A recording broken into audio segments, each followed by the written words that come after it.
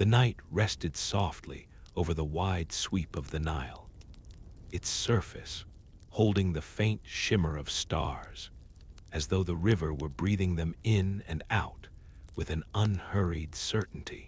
Along the western bank, just beyond the cultivated fields where barley swayed under the last touch of evening breeze, small clusters of workshops and modest mud-brick homes formed a quiet community of artisans.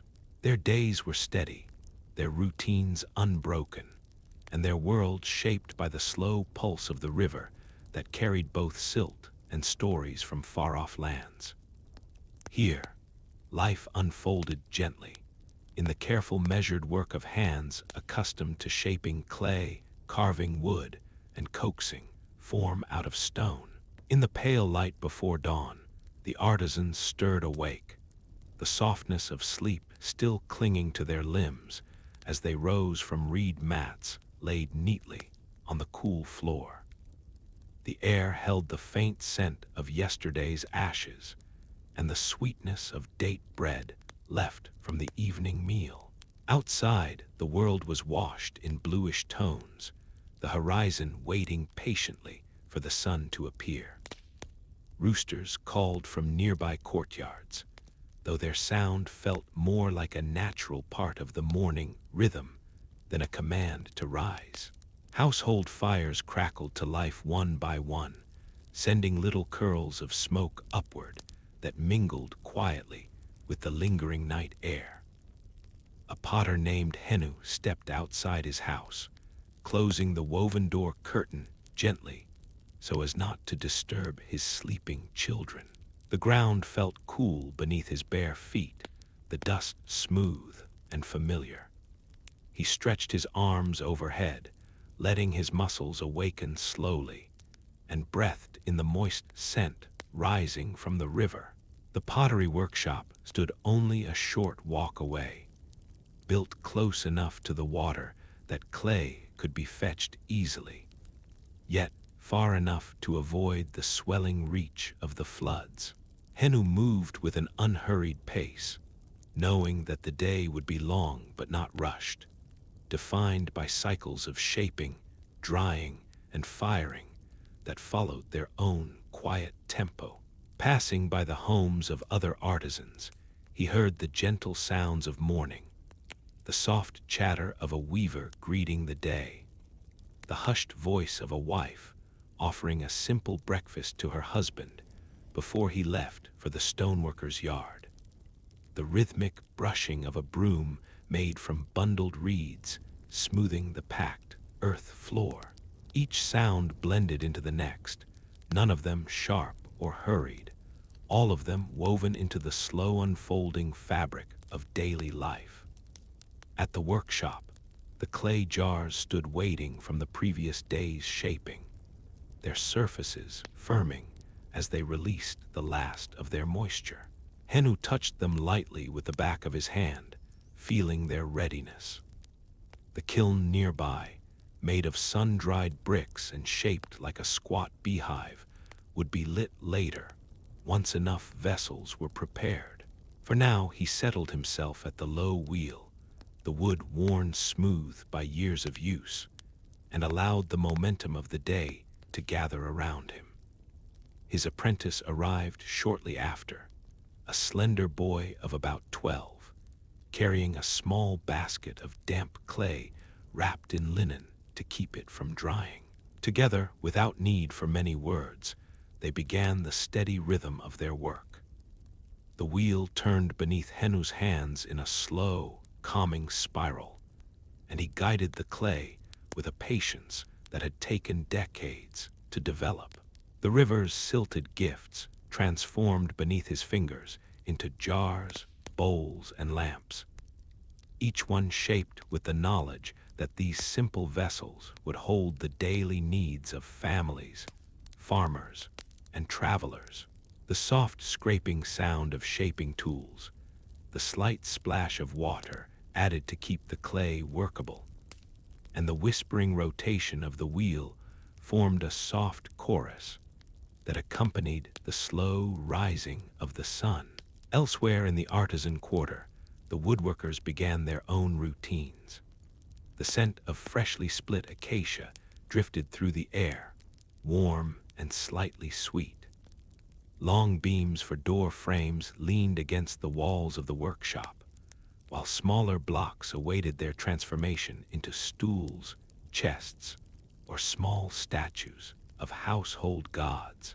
A craftsman named Pasham, known for his gentle manner and meticulous skill, sat on a low stool and examined a piece of tamarisk wood, noting the subtle lines of its grain. His blade, sharpened on a smooth river stone that morning, slipped through the wood cleanly, creating thin curls that fell to the floor like fragrant ribbons. His wife, weaving cloth nearby under the shade of their courtyard awning, glanced over every so often, comforted by the sound of his steady carving. Stoneworkers, further from the river, moved with deliberate care around heavy blocks of limestone brought from quarries miles away. Their tools rang in muted tones, soft taps rather than harsh blows, as they shaped pieces meant for temples or tombs. The dust rising from their work was pale and fine, settling onto their skin and creating a soft coating that made them resemble the very statues they carved. They paused often to drink cool water stored in clay jars, their breaks taken in long stretches that respected the heat of the day. Under the sun's steady climb, their labor remained slow, exacting, never rushed. They carved not for speed, but for endurance, shaping pieces meant to outlast generations. By mid-morning, the artisan quarter settled into a comfortable, predictable rhythm. Women moved about grinding grain, preparing midday meals, or tending to small gardens that clung to the fertile edges of the floodplain.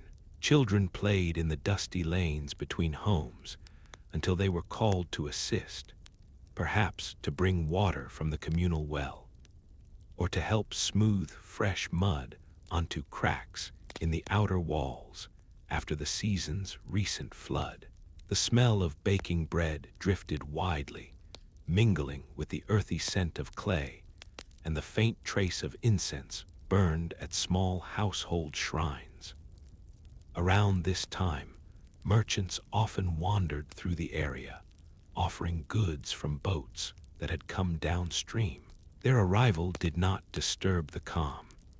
Instead, they blended into the flow of the day, calling out softly about honey from the delta, oils pressed in distant villages, or small quantities of imported copper tools.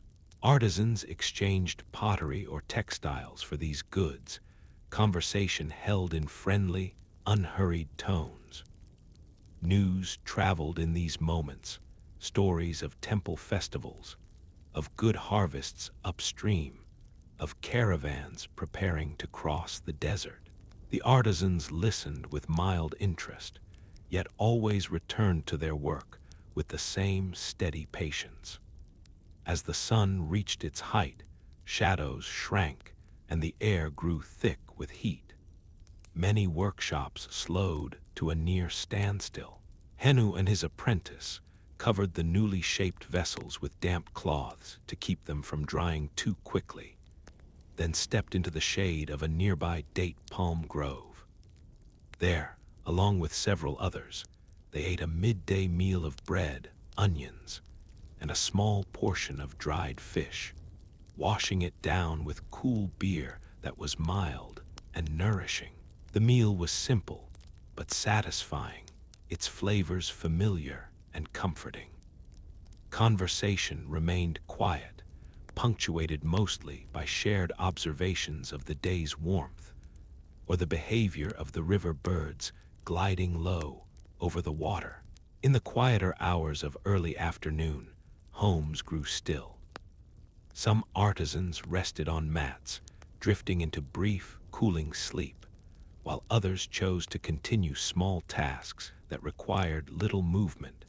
polishing a surface, smoothing a nearly finished pot, or braiding reeds for baskets. The heat made sounds softer, as though the world itself were slowing its breath. The distant hum of cicadas filled the silence with a steady rhythm that felt almost like a lullaby. Later, as the sun leaned gently toward the horizon, the quarter awoke again. In the potter's yard, the kiln was prepared for firing. Dry brush and fuel were arranged carefully, and Henu's apprentice tended the flame with respect, knowing that the temperature must rise slowly and maintain its warmth evenly. The fire crackled in a soothing, low voice, the glow inside the kiln growing steadily brighter as evening approached. The scent of baking clay drifted outward, warm and earthy, blending with the smell of evening meals beginning in the homes nearby. In the carpenter's workshop, Pasham applied smooth layers of resin to the stool he had shaped earlier in the day. The resin gave off a gentle, pine-like aroma, rising softly in the cooling air. He worked slowly, letting each stroke settle into the wood. His wife, having finished her weaving for the day, began preparing a pot of lentils simmered with herbs from their small garden, her movements deliberate and quiet. Stoneworkers finished their tasks with long, measured sweeps of their tools, brushing stone dust from their work with gentle care. Some would store their tools in small leather pouches before heading home. Others would linger, watching the light shift across the yard, as though gaining a final sense of the day's slow progress. As evening deepened, households came alive in gentle waves. Fires flickered behind mud brick walls, casting soft amber light that escaped through narrow doorways and created small pools of warmth along the walkways. The smell of lentils, roasted grains, and baked bread lingered in the air, comforting in its familiarity. Families gathered for their evening meal, sitting on mats spread neatly across the ground. Conversations were simple, remarks on the work completed, notes about the river's recent behavior, hopes for tomorrow's tasks. The children listened to the adults' voices, their eyelids growing heavy with the gentle hum of the night. After dinner, many families stepped outside to enjoy the cooling air. The sky above stretched wide and deep, dotted with stars that seemed clearer and brighter than they had been at dawn. The moon rose slowly over the eastern horizon, its reflection shimmering softly across the Nile. The river carried the faint scent of lotus flowers and wet reeds, adding to the serene calm that settled over the Artisan quarter. Some neighbors greeted one another quietly. Others simply sat in comfortable silence, their gaze resting on the slow flow of water. Among them, Henu often found himself reflecting on the day, feeling the pleasant weight of work well done. His hands, tired but not strained, held the memory of the clay's coolness and the soft resistance of the wheel. He listened to the distant murmur of families settling in for the night, the occasional bleat of a goat being coaxed into its enclosure, and the gentle creaking of boats tied at the riverbank. Each sound blended seamlessly into the others, forming a steady, soothing backdrop that made the world feel safe and unchanging. Before sleep, many families lit small oil lamps at their household shrines, offering a quiet moment of thanks for the day's work and the river's steady presence. The lamps flickered softly, casting delicate shadows across the walls. A sense of peace settled into the rooms as the flames stabilized, their glow warm and steady. When the night grew deeper and the last murmurs faded, the Artisan quarter rested. The tools lay silent, The kilns cooled. The river continued its patient movement through the darkness, whispering its eternal song. And within their modest homes, the artisans drifted into sleep with the knowledge that tomorrow would unfold in the same slow, steady rhythm, guided by the sun, shaped by their hands, and held gently by the unchanging calm of the Nile.